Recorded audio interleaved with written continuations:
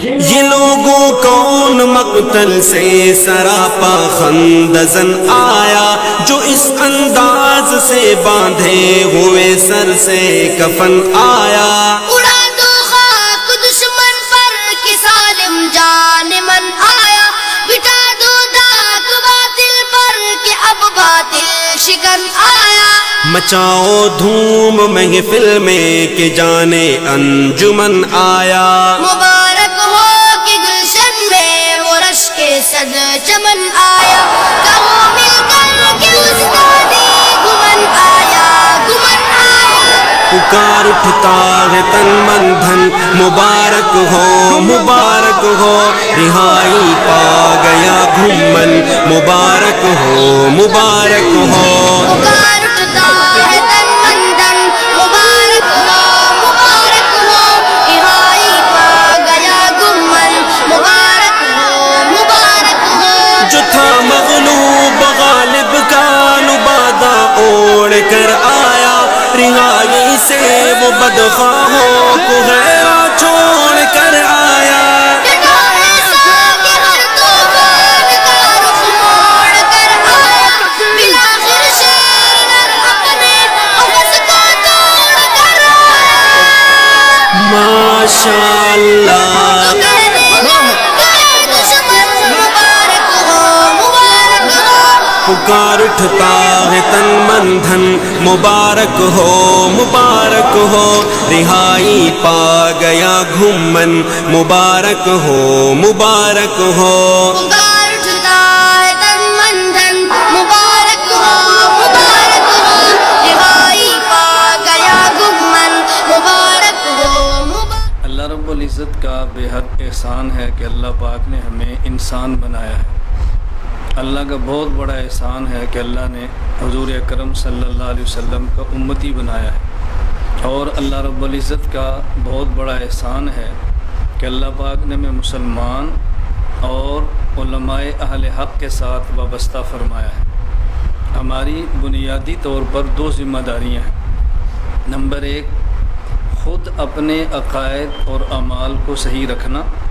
Number دو، امت کے عقائد اور اعمال کو صحیح رکھنے کی کوشش کرنا۔ اور یہ بات ذہن نشین فرما لیں کہ جب بھی انسان کسی نظریے اور مشن پر کام کرتا ہے تو مشکلات آتی ہیں۔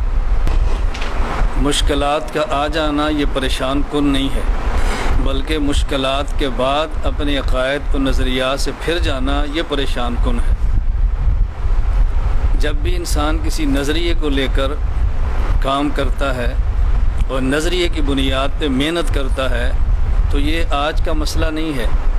انبیاء علیہ السلام کے ساتھ بھی ایسے ہے، صحابہ کرام رضی اللہ عنہم اجمعین کے ساتھ بھی ایسے ہے، تابعین، اتباع تابعین، ائمہ، فقہاء اور محدثین کے ساتھ بھی ایسے ہے، اور ماضی قریب میں ہمارے اکابر علماء حق، علماء دیوبند کے ساتھ بھی ایسے ہے کہ جس شخص نے بھی کلمہ حق بلند کیا اس کو مشکلات کا سامنا کرنا پڑا ہے۔ جس امام کے ہم مقلد ہیں، حضرت امام اعظم ابو حنیفہ نعمان بن ثابت رحمہ اللہ تعالی، کون نہیں جانتا کہ ان کو اہل حق کے ساتھ وابستہ ہونے کی وجہ سے اور حق بیان کرنے کی وجہ سے کن مشکلات کا سامنا کرنا پڑا ہے۔ اگر ہم صحیح معنی میں حضرت امام اعظم ابو حنیفہ رحمہ اللہ کے مقلد ہیں تو ہمیں چاہیے کہ اگر مشکلات آ بھی جائیں تو عقائد اور نظریات سے روگردانی نہ کریں۔ اللہ رب العزت نے ہمیں جان دی ہے اور بہت تھوڑے وقت کے لیے، زندگی دی ہے اور بہت تھوڑے وقت کے لیے۔ اصل زندگی دنیا کی نہیں بلکہ دنیا کے بعد موت اور موت کے بعد آخرت کی ہے۔ بس ہم کوشش بھی کریں اور محنت بھی کریں کہ ہمارے عقائد کی اصلاح کا دائرہ جس حد تک وسیع ہو سکتا ہے وسیع ہو۔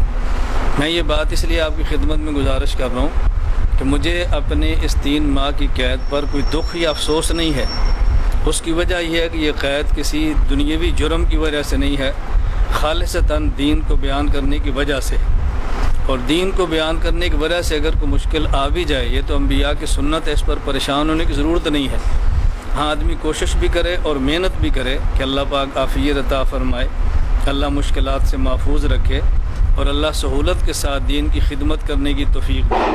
لیکن اگر مشکل آ جائے تو پھر انسان اس کو خندہ پیشانی سے برداشت کرے اور اللہ رب العزت سے عافیت کی دعا مانگے۔ ایک وقت آتا ہے کہ اللہ تعالیٰ مشکلات کو عافیت کے ساتھ بدل دیتے ہیں۔ میں نے وہاں جیل میں رہ کر بھی مرکز کے لیے دعائیں مانگی ہیں، اپنے اساتذہ کے نام لے کر دعائیں مانگی ہیں، یہاں پڑھنے والے طلباء کے لیے دعائیں مانگی ہیں، اور اللہ سے گڑ گڑا کر یہ بات مانگی ہے کہ اللہ اس مرکز کو دنیا بھر کے اہل سنت والجماعت کا مرکز اور مرجع بنا دے۔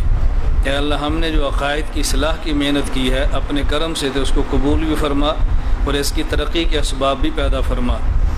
میں ان تمام احباب کا مشکور بھی ہوں کہ جنہوں نے دعائیں بھی کی ہیں، جنہوں نے کوشش بھی کی ہے۔ دعا تو کوئی شاید ہی ایسا ہو کہ جس نے دعا نہ کی ہو۔ ہماری عقائد کی بڑی کھلی سی محنت ہے، بڑی کھلی سی دعوت ہے، اور مجھے جو گرفتار کیا گیا وہ اس وجہ سے نہیں تھا کہ میرا کوئی دہشت گردی سے تعلق ہے، کوئی کالعدم جماعتوں سے تعلق ہے، بس ایجنسیوں کے شبہات تھے، صرف شبہات تھے۔ وہ غلط قسم کی رپورٹیں تھیں۔ اس 3 ماہ کی نظر بندی سے وہ غلط قسم کی رپورٹیں بھی ختم ہو گئی، بلکہ اس کا میں سمجھتا ہوں کہ فائدہ یہ ہوا کہ جو الزامات تھے وہ بھی ختم ہو گئے، اور ہائی قسم کی ایجنسیوں نے لکھ کر دے دیا کہ مولانا صاحب کا دہشت گردی سے تعلق نہیں ہے، کالعدم جماعتوں سے تعلق نہیں ہے، جید عالم دین ہیں، پیر طریقت ہیں، اور اذکار کی لائن کو چلاتے ہیں، علمی ان کا کام ہے، اور لکھ کر دیا کہ ایسے بندوں کو قدر کرنی چاہیے، اور ایسے بندے ہمارے لیے ایک نعمت ہے۔ اللہ کا بہت بڑا کرم ہے، اللہ کا بہت بڑا احسان ہے۔